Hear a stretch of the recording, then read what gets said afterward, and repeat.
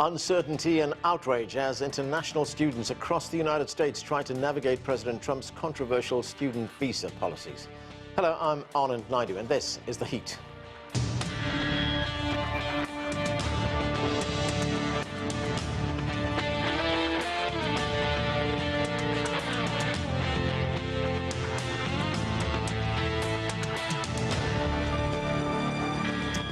In its latest announcement, the U.S. State Department says it will be vetting student social media accounts as part of the visa approval process.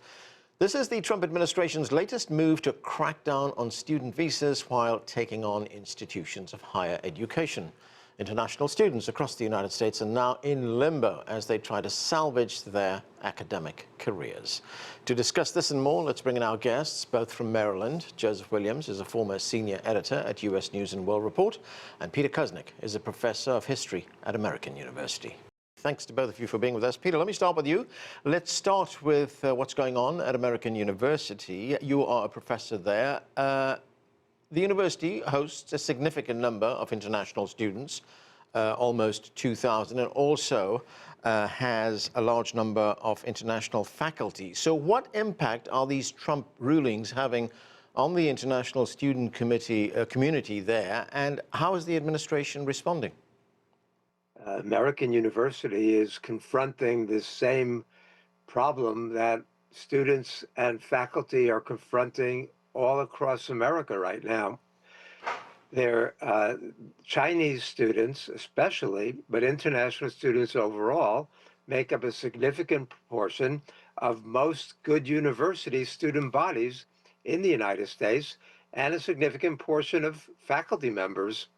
And what Trump is doing is waging a war against higher education in the United States. Harvard is the cutting edge of this, and fortunately Harvard is fighting back, but we're seeing this everywhere, even in schools like American University. A lot of the Chinese and Indian students, and those make up the major bodies of foreign students in the United States, are studying in the science and technology fields. American University is not cutting edge generally in science and technology right now. So we're not being hit quite as hard as some of the other schools which have a higher percentage of students in science and technology. But we're suffering it, and the students are very uncertain about their future. Trump, the Global Times has described this as neo-McCarthyism in the United States. And that's what it feels like. They're scrutinizing students' political associations. They're scrutinizing their social media accounts. They're excluding students based on their politics and worldviews.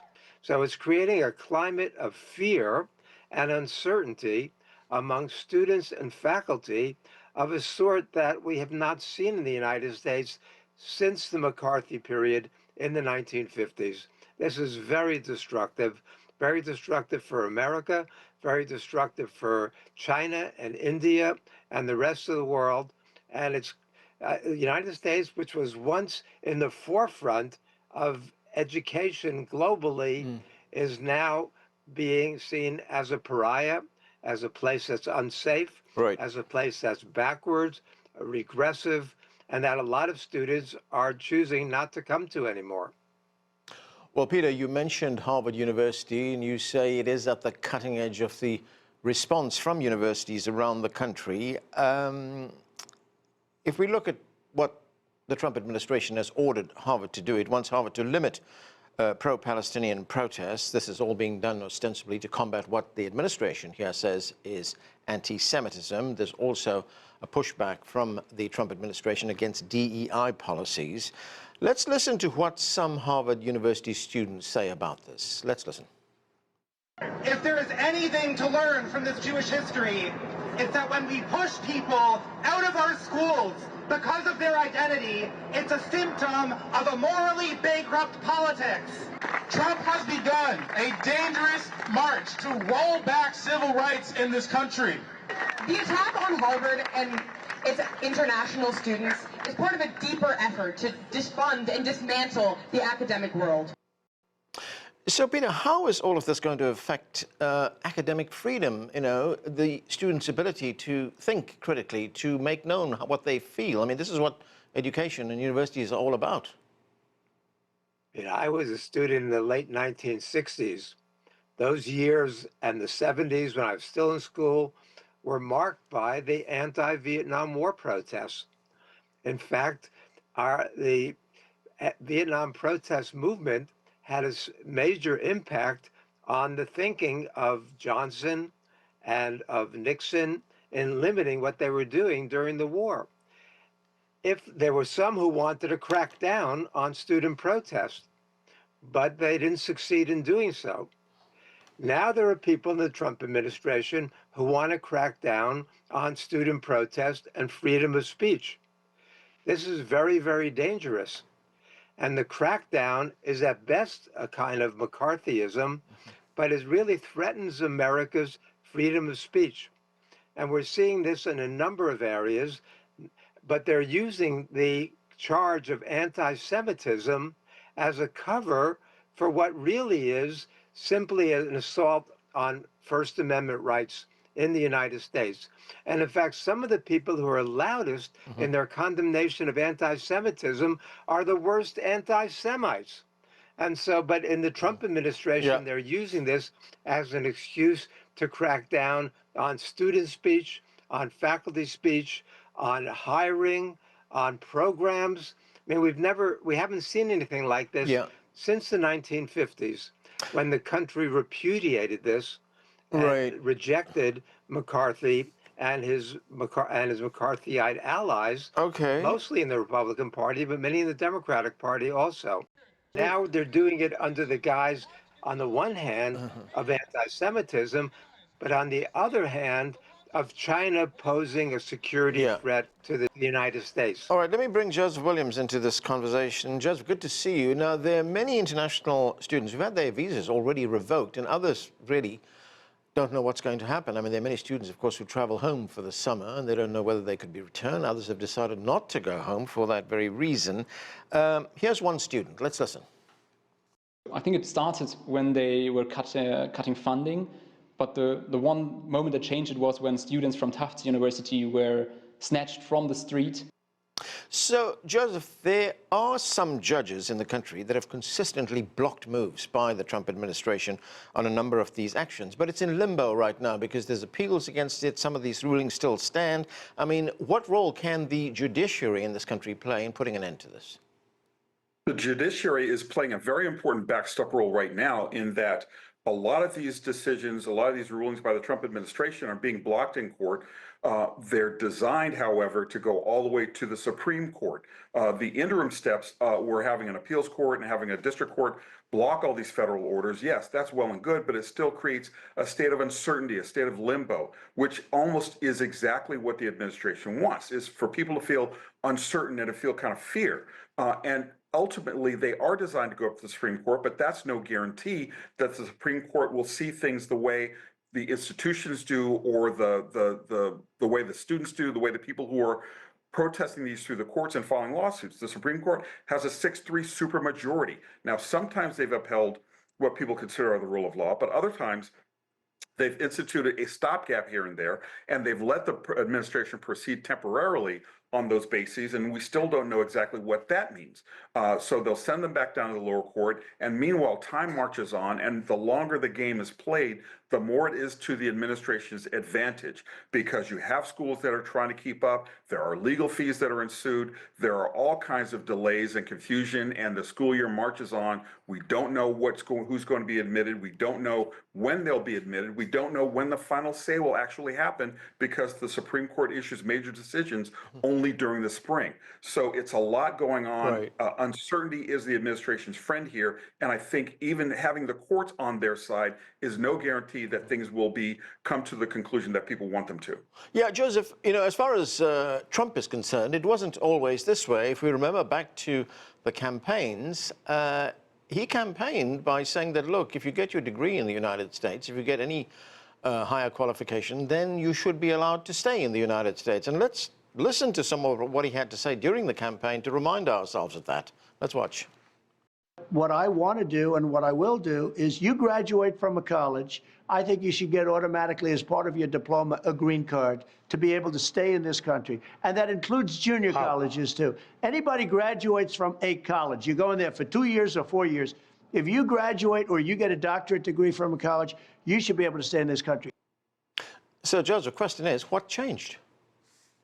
That was then. This is now. On the campaign, Trump promised a lot of things. Certainly on immigration, his key core message was he's going after the criminals. He's going after the people who are here illegally. We know that all got swept away. We also feel like he's playing to his base here. And we also believe that Stephen Miller is probably whispering in his ear about how all of these students in higher education who are coming to the United States to not only better themselves, but possibly better the world and better our country through either innovation, scientific breakthrough, research. All those things benefit the United States, and we're throwing it completely out of the window. And the one point that I do want to raise here is the fact that we recruit so many students from abroad, so colleges not only can get them to pay full freight, which funds and subsidizes lower income kids who can't necessarily go to college, can't necessarily go to Harvard and pay full freight, but it also creates, it also fills in a void where we're not producing those kind of scholars in our K-12 education system. We aren't producing engineers. We're way behind in math. We're 17th, I think, in OECD rankings. We're 15th in English. We're not doing the research. We're not producing the kind of scientists that we need to in order to keep up. So this is a net benefit that I think Trump is shooting himself in the foot and reneging on a campaign promise, which may ultimately catch up with him. We'll have to see. Peter, if we look at the plight of students who are not here but who want to come here to go to universities here, I mean, as we just heard, you know, like students in the country, they first face a great deal of uncertainty, and it's an uphill battle for them as well because they pay, as Joseph pointed out, a significant amount of money for their applications. Now the Trump administration is talking about vetting their social media accounts to see if they'd said anything critical about the United States or about Trump or about or any anti-Semitic comments. And as I said, these are students who are not here already. So how is that going to impact universities here? We're seeing the effects already. The number of students, foreign students studying, or Chinese students, let's take that. Chinese students studying in the United States in 2023, 2024 was already down 25% from 4 years earlier. So the effect of the China bashing in the United States, and it goes beyond academia. We saw Hegseth's, Secretary of Defense, Hegseth's comments at the Shangri-La meetings in Singapore, saying that China represents a threat and that we've got to build up our armaments throughout the Pacific in order to combat the Chinese threat. And that war might be imminent is the implication. We've had military leaders say that war with China could be imminent as well.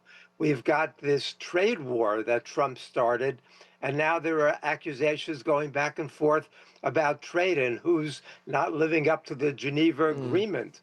And then on top of that, we've got this assault on student visas and this threat that we're going to ban Chinese students from coming to the United States.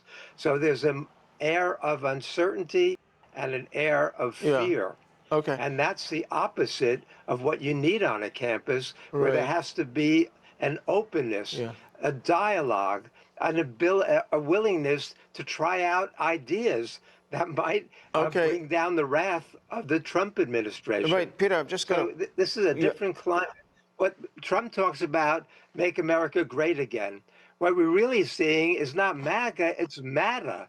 Make America dumb again. The policies he's implementing are making us a stupider, and less educated, and less intelligent country. He's destroying. Peter, I've just got a few minutes left. I want to get to Joseph on this last point. Joseph, there's something like 1.1 million international students, and they come from over 200 countries in the United States, enrolled here at colleges and universities. That was during the 2023-2024 academic year.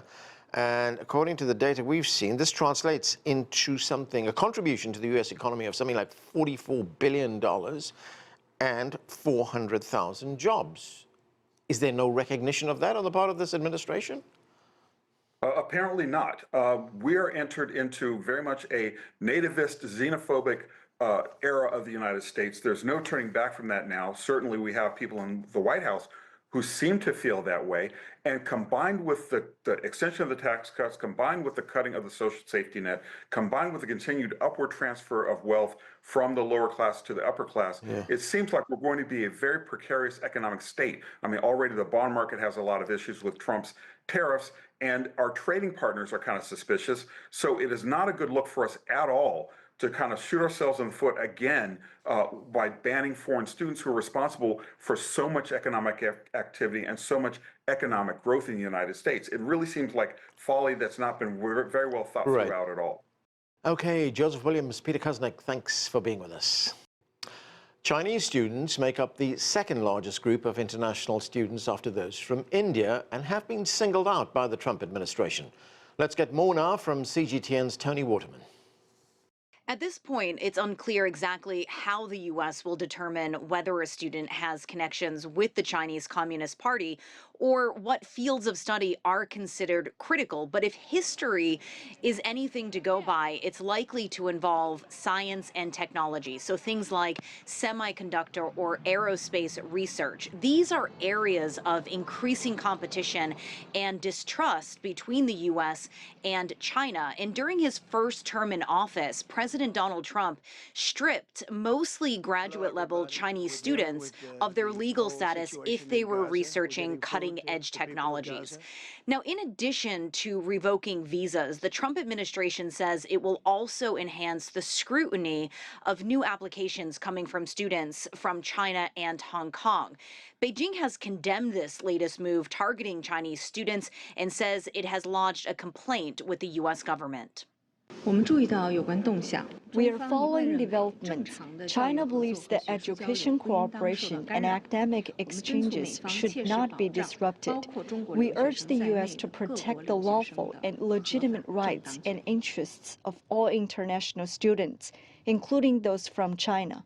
More than 1.1 million international students studied in the U.S. last year, and of that, roughly 277,000 were Chinese. They are the second largest group behind India. And these foreign students are really vital to many universities because they often pay full tuition and they are a deep source of talent. But President Trump sees them as a threat to his America First policy, and his administration has grown increasingly hostile towards them, detaining students who have participated in pro-Palestinian protests, pausing new visa interviews for international students, and engaging in this very public battle with Harvard, barring the university from enrolling foreign students, something that a federal judge temporarily blocked. Tony Waterman, CGTN, Washington. To continue our conversation, Liang joins us from Oregon. She is chair professor of economics at Willamette University. And from Beijing, we're joined by Einar Tangen.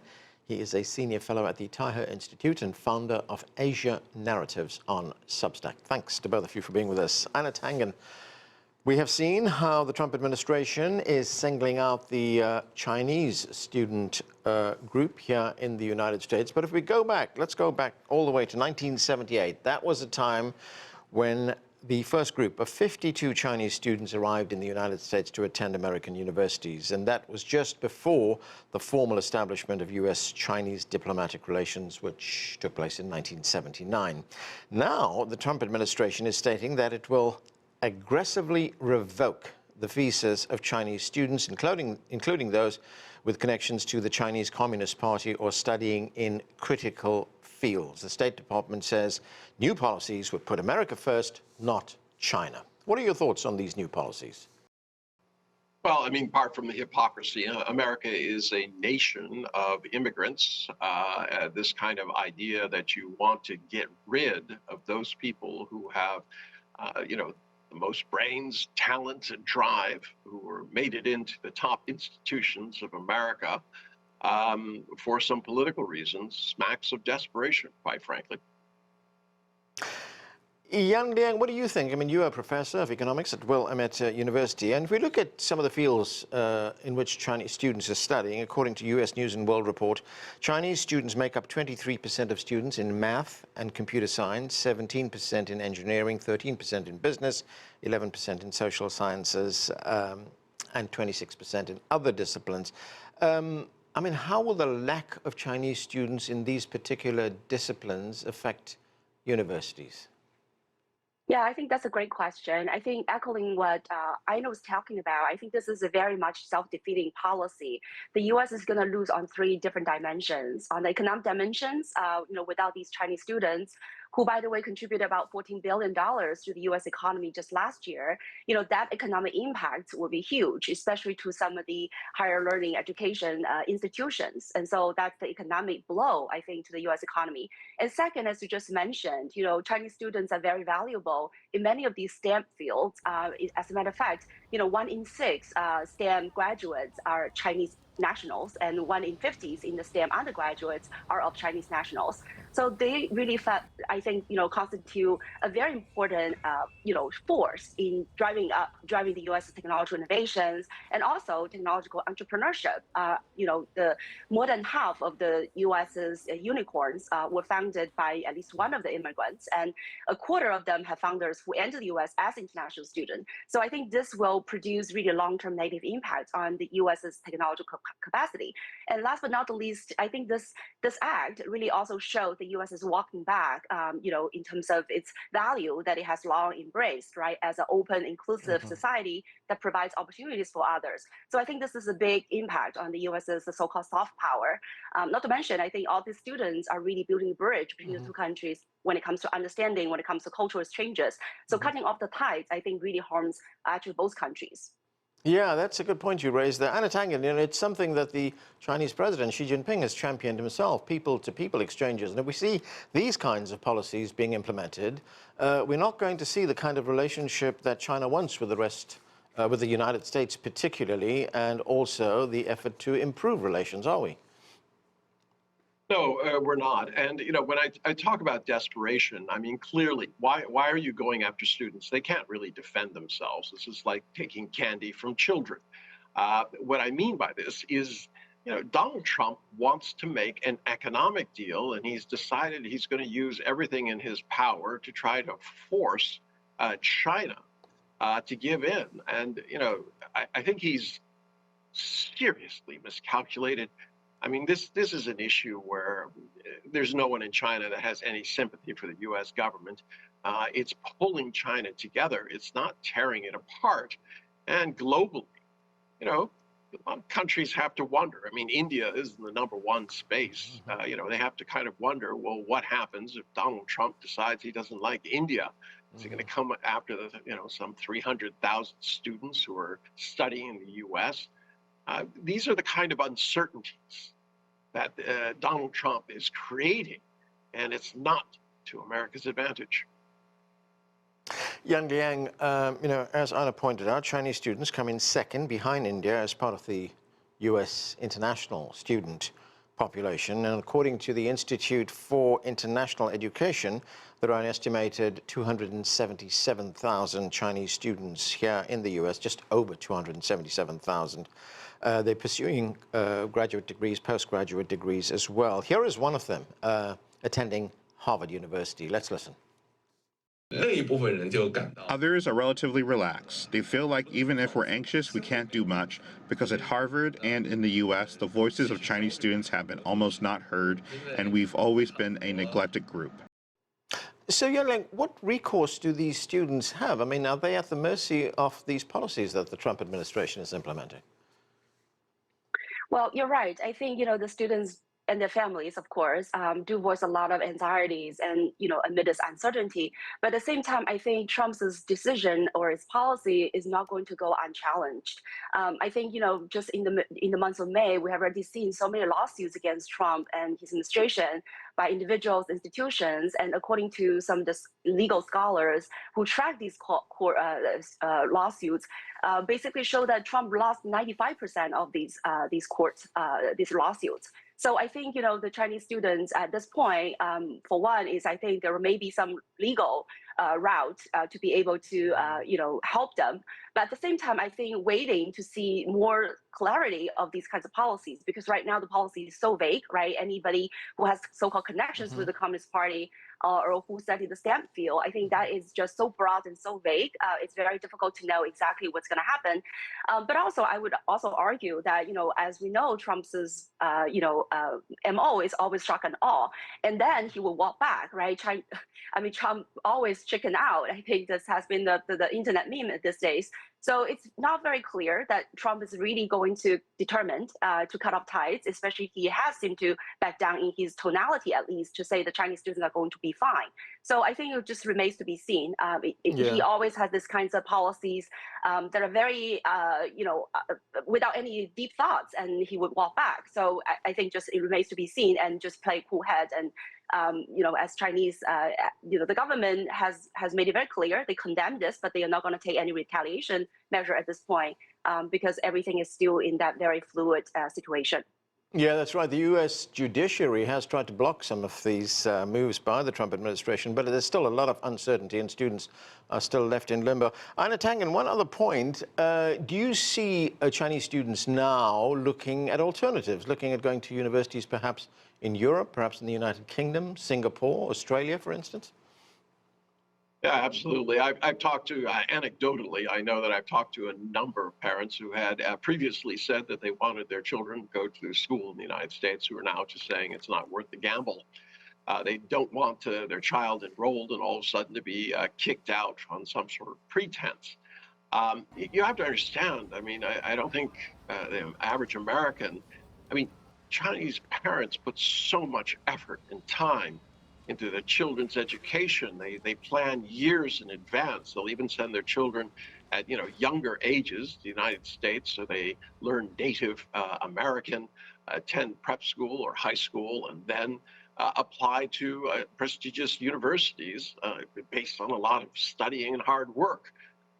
Generally, that kind of attention to detail and effort is rewarded. So now they can't afford to take the gamble. This is still a country where this current generation is a one-child generation. They want the best for their children. They used to think that the United States could offer that. Clearly, under Donald Trump, that's not going to be available. It's all politics, not about effort and being rewarded for your drive. Liang, I've just got a minute left, but I have to ask you about your experience studying here in the United States. Did you ever feel at any point while you were a student this kind of uncertainty? Well, not in my time. I think Donald Trump, in a sense, is very unprecedented in all these very erratic policies. I think as international students, I really cherished and appreciated the opportunity to have the kinds of academic and cultural exchange. And I think that benefit both sides for building the bridges and also contribute to each other's economies.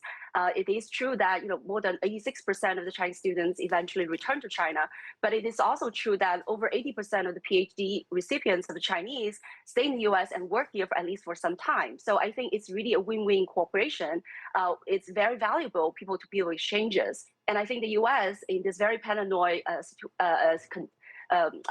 stage is really tearing apart its own fabric that really helped to strengthen the US's economy, its value, its international image. And I think that is very self-defeating policy. Liang, Einar Tangen, thanks to both of you for being with us. And that's where we will leave it. That's it for this edition of The Heat. I'm Anand Naidu in Washington.